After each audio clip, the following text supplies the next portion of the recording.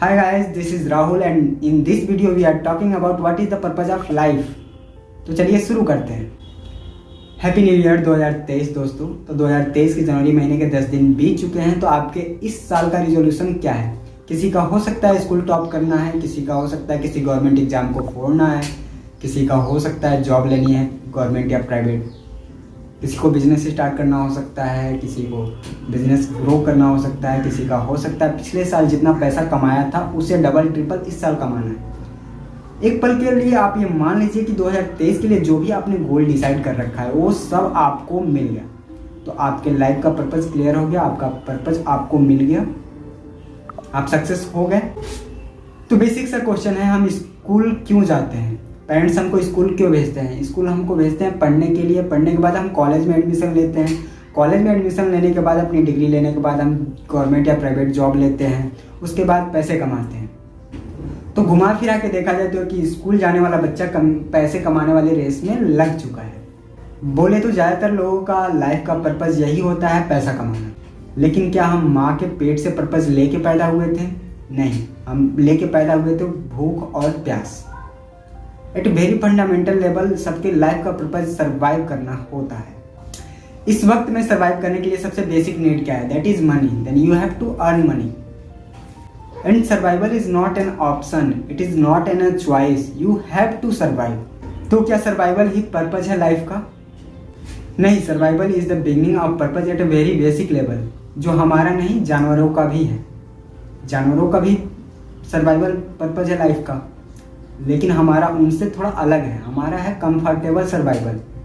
जब तक हमें कंफर्टेबल सर्वाइवल नहीं मिलता तब तक हम लाइफ का रियल पर्पस नहीं ढूंढ पाते हैं।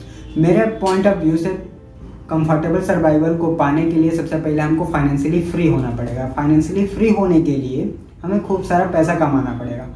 अब मान लीजिए मैंने पैसा कमाना शुरू कर दिया, तो उस पैसे को मैं करूँगा क्या? सबसे पहले मैं एक घर लूँगा जहाँ पे मैं कंफर्टेबली रह सकूँ, खा सकूँ। अब कुछ लोग बोलेंगे कि हमारे कुछ वांट्स भी हैं, हम आईफोन लेंगे, बाइक लेंगे, कार लेंगे। देखा जाए तो हमने शुरू किया था अपने नीड्स को पूरी करने के लिए और फाइनेंशियली फ्री होने के लिए। फिर हम अपने वांट्स को पूरी करने लगे।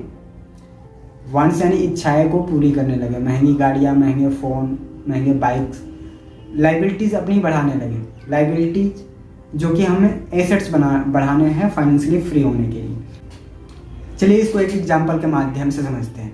मान लीजिए मेरी जॉब लगी या मैंने बिजनेस शुरू किया, मैं महीने का 1 लाख रुपए कमा रहा हूँ। 1 लाख सैलरी आने के बाद मैं जाके आईफोन ले रहा हूँ, बाइक ले रहा हूँ।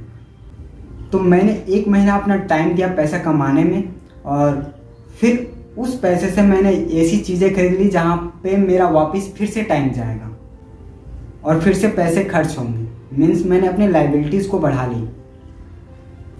और वहीं पे एक समझदार इंसान होगा तो उस पैसे से 1 लाख उसको मिला तो 10,000 का फ़ोन लेगा, 90,000 का एसेट्स खरीद लेगा या इन्वेस्ट कर लेगा। एसेट क्या होता है, लाइबिलिटी क्या होता है, इसको भी समझ लेते हैं। एसेट हर वो चीज़ होती है जहाँ पे हम पैसा लगाते हैं, वापस से हमको पैसा कमा के देता है, वो एसेट्स होता है। और हम अपने पैसे जहाँ पे लगाते हैं वो वापस से पैसा हमसे बार बार लेता रहता है, वो हमारी लाइबिलिटीज़ होती है। फॉर एग्जांपल, हमने एक कार खरीदा पर्सनल यूज़ के लिए। अब वो तेल पी रही है, मेंटेनेंस लग रहा है, हर महीने उसमें खर्चे लग रहे हैं, तो हमारी लाइबिलिटी हो गई।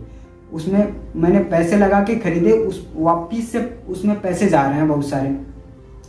अगर वही कार मैंने लिया पर्सनल यूज़ के लिए नहीं, रेंट पे देने के लिए, तो वो हमारा एसेट हो गया। अब ये कार क्या करेगा, हमें रेंट कमा के देगा। हमने पैसा लगाया, अब ये और पैसा बना के हमको देगा, तो ये हमारा एसेट हो गया। तो एसेट वो होता है जो हमें पैसे से पैसा बना के दे। लाइबिलिटी वो होती है जहाँ पे हम पैसा लगा दिया और वहाँ पे और ज़्यादा पैसे लगने लगेंगे। तो हमें अपने एसेट्स बढ़ाने पे फोकस करने हैं और लाइबिलिटी को कम से कम रखनी है। हम अपनी वांट्स पूरी करेंगे, लेकिन सबसे पहले हमें फाइनेंशियली फ्री होना है। और जो लोग इस चीज़ को समझ लेते हैं उस रेट रेस से बाहर निकल पाते हैं आसानी से। वो अपने पैसे से एसेट लेते हैं, या तो किसी ग्रोइंग कंपनी में इन्वेस्ट कर लेते हैं या अपने लिए एसेट बनाते हैं, जिससे उनका पैसा उनके लिए पैसा कमा के देता है। उनको काम करने एक समय आता है कि उनको काम करने की ज़रूरत नहीं पड़ती। उनका पैसा ही उनको इतना पैसा बना के दे रहा होता है कि उनकी सारी नीड्स और वांट्स उसी से पूरी हो रही होती है। तो ये फाइनेंशियली फ्री हो गए और रेट रेस से बाहर निकल गए। तो क्या ये पर्पज ऑफ लाइफ होना चाहिए कि फाइनेंशियली फ्री होकर रेट रेस से बाहर निकल पाए, फिर अपने मर्जी की चीज़ें हम कर सकें। घुमा फिरा के देखा जाए तो मेरे पॉइंट ऑफ व्यू से जो भी मोमेंट चल रहा है उसको एंजॉय करना, हैप्पीली रहना, यही पर्पज ऑफ लाइफ होना चाहिए। जो भी मोमेंट चल रहा हो उसमें हमको टेंशन ना हो, हम हैप्पीली अपनी लाइफ को जी पाए, हर एक मोमेंट को एंजॉय कर पाए। देखो, हमें एक लाइफ मिली है जो पहले 100 साल की होती थी, अभी 70-80 साल की है। तो इसमें 1 से 20 तक तो हम पढ़ाई करते हैं, 20 से 30-40 तक हम फाइनेंशियली फ्री होने के बारे में सोचेंगे। उसके बाद 40 तक मैं फाइनेंशियली फ्री हो गया, उसके बाद 40 से 80 साल तक ये सारी चीज़ें करता रहा। लेकिन अगर 1 से 20 साल तक जब मैं पढ़ाई कर रहा हूँ उस बीच ही कुछ हो गया, तो 20 से 40 साल के बीच में फाइनेंशियली फ्री होने की तैयारी कर रहा हूँ, उस बीच भी कुछ हो सकता है। क्या गारंटी है आप 80 साल तक ही जीवित रहेंगे? तो सक्सेस होना या फाइनेंशियली फ्री होना या किसी गोल को अचीव करना या पर्पज ऑफ लाइफ नहीं है। पर्पज ऑफ लाइफ यही है कि जो भी मोमेंट मिल रहा है उसको एंजॉय करो। जो भी हमारा सक्सेस है, जैसे कि मान लीजिए मेरा एम है IAS बनना, IAS बन गया तो क्या मैं सक्सेस हो गया? उसके बाद मेरा एम चेंज हो जाएगा, उसके बाद कुछ और हो जाएगा।